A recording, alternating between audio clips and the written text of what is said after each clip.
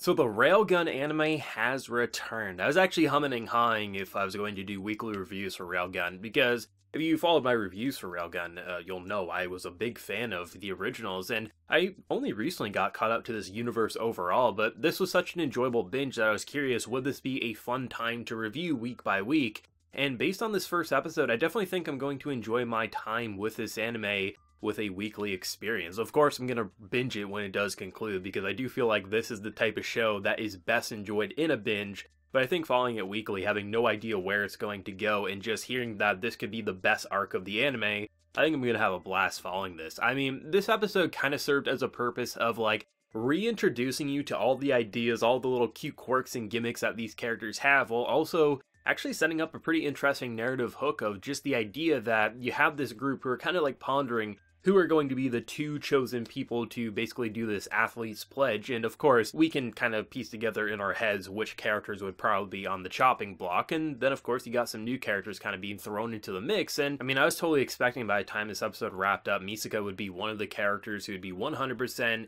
here she is, she's going to be a part of the athlete's pledge. But no, we're going to have the queen and another new character popping up. And I'm like, okay, this isn't going exactly where I thought it was, and it kind of makes sense why I heard that the Queen was going to be one of the main characters of this season, rather than just being someone kind of pushing Misaka's buttons. Is actually going to be a prominent role. And I mean, when you have an ability that can basically just control people and erase memories, it's a pretty dangerous and frightening ability. It does help that the character is just more of a troll and just, yeah, she definitely has a venomous side, but at least she isn't a mad lunatic supervillain, so it's not as frightening as if you were to hand it to someone like the Joker or something like that. But still, I'm really excited to see where her character is going to go, because I really don't know too much about her on a personal level, and the fact that she's being listed as a main character, and the fact that she's pretty much right in the center of the poster image, it actually has me really excited to see where she's going to go, and especially her dynamic and relationship with Misaka. Like, I mean, that has to be something that's going to be really fun to follow, and I'm really looking forward to seeing where it's going to go overall. But, I mean,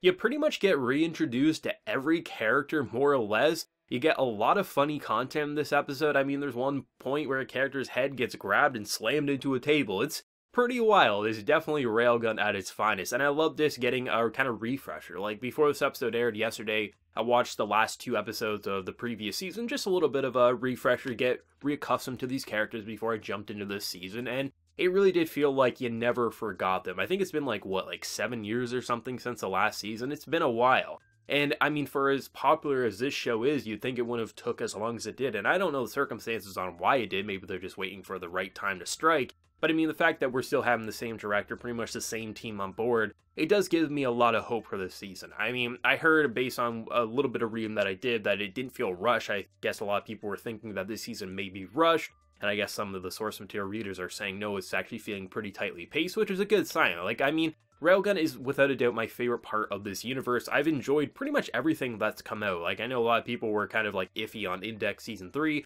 I thought it was fun, I enjoyed it, but Index was never my favorite part of this universe. Railgun always was. These girls and just the antics that they get up into, and just the idea of the science division and just how they explore the powers, I've always been more intrigued with this side, so I think that's part of the reason why I'm really excited to follow this week by week, rather than just binging it over a week or something like that. I can actually consume it, think about it a bit more than maybe when I initially did when I first watched it, which was like a year ago, give or take. And I think my favorite part of this episode was, even though it was a lot of like refreshing you, getting you on board with the idea of the story, I just love how charming this show is. Like, even when it does like badass things where you got our girls coming, like scaling down a skyscraper, coming in to do the railgun power, saving people, or seeing characters just do some pretty cool things, I like how charming Railgun is. Like, it definitely has its emotional moments, but I mean, you can just watch this episode from just having the thirst from some of the characters to just the violence from some of the characters, the backhanded compliments from some of the characters, or just the charming dynamics where you have our, you know, our central girl, Misaka, and just her cloning sisters, and just like the idea that in anyone else's hands, that would be such a bother that every time someone walks by,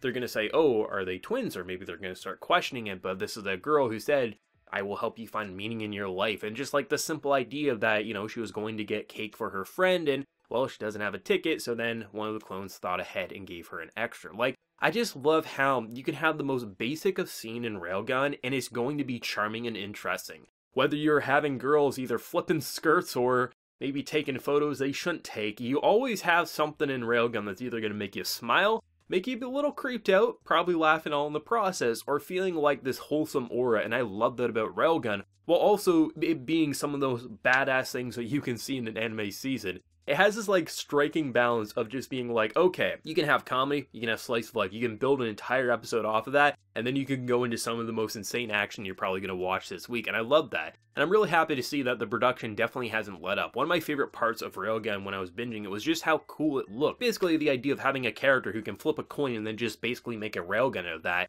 That was always like one of the highlights in terms of the visual department for this anime, and I love how, even though, yes, this is the first episode, there could be production bumps along the way. However, it did give me that feeling like, especially based on what I just binged yesterday, the final 2 episodes, it feels like this anime didn't take a break. It really does feel like just a continuation with a bit of polish here, and I hope that's what we're going to expect for the remainder of this season, where the storytelling, it remains tightly paced, good character interactions, which this episode had pretty much everyone have a moment to shine, more or less getting you refreshed, because I'm sure there's been plenty of people who haven't watched the anime since it initially aired, or whenever they eventually got caught up to it. But it's just nice that it kind of gave you like, oh yeah, I remember these characters, I remember Ueharu-san, I remember all these characters, it feels good, you get a little refresher with their quirks and gimmicks, and then you also get some more badass stuff towards the end. Nothing extreme, just a couple of characters bickering, and then of course you got the railgun situation introducing some new characters. But I think the idea of the Athlete's Pledge and just the uncertainty, especially with what the Queen is kind of looking into with the clones,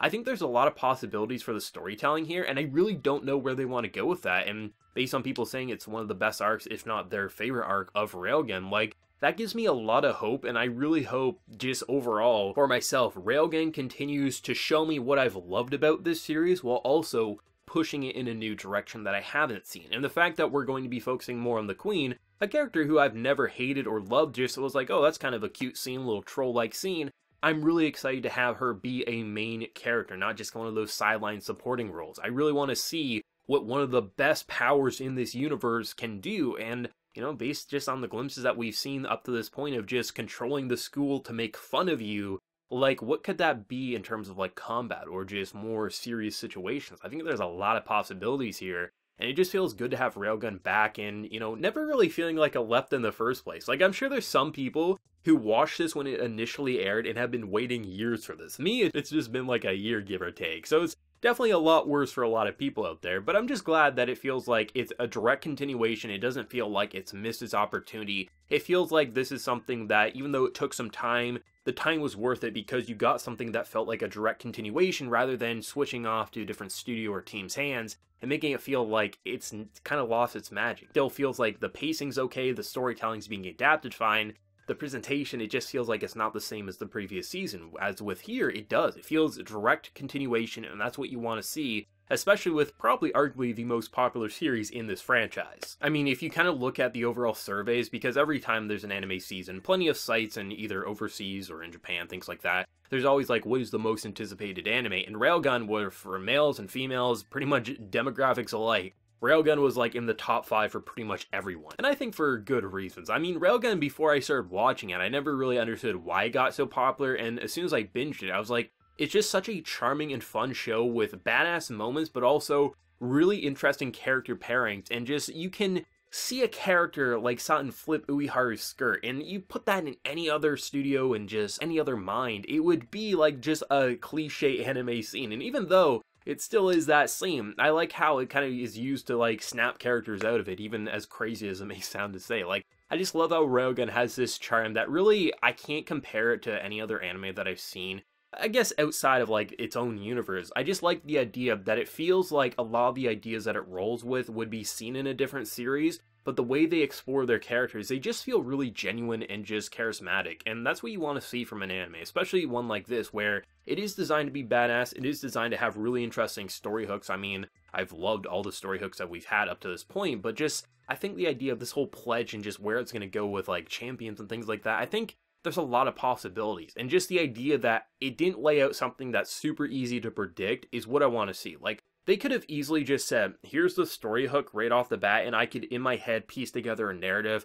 piece together the familiar elements that I've come to expect with Railgun, and I would know what the season was going to do. But rather, they gave me those familiar elements, they refreshed me, they regrouped me, but then they gave me a hook that seems interesting, but I can't predict exactly where they want to go with that, and that's exciting. That's what I want to see, and I want to see this season absolutely excel. Show me the things I've already come to love, but show me so much I haven't at this point. And there's something that I just don't understand about Railgun, is that every single opening of this anime, it feels like you're listening to something's like, of course, that's a Railgun opening, but it also feels completely different all in the process. I don't understand Railgun's openings. It's one of the most, like, in style, like, every single time I hear a Railgun opening, it feels like it fits for the anime, but it also feels like a refresher while also feeling like something we've already heard before. It's just like the perfect opening for an anime like this, and I love it. I mean, this was a great first episode. I had fun. I laughed. I was like, yep, this is Railgun. You're smacking, you're just, sexually harassing these characters. This is Railgun, yep, 100%. And I